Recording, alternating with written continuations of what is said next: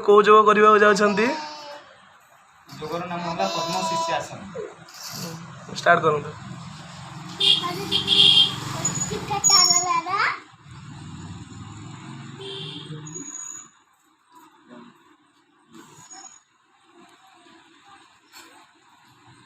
जोग शिखी रोग कम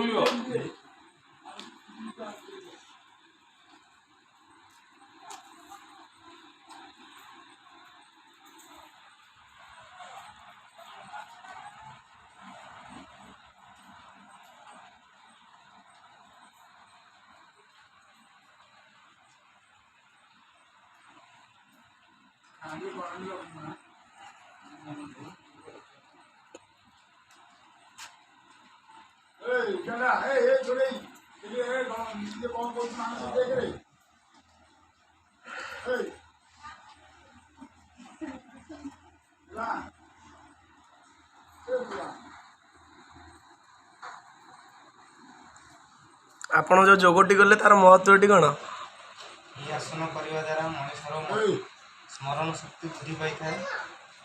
मनुष्यर मुह अधिक उज्जवल देखा जाए।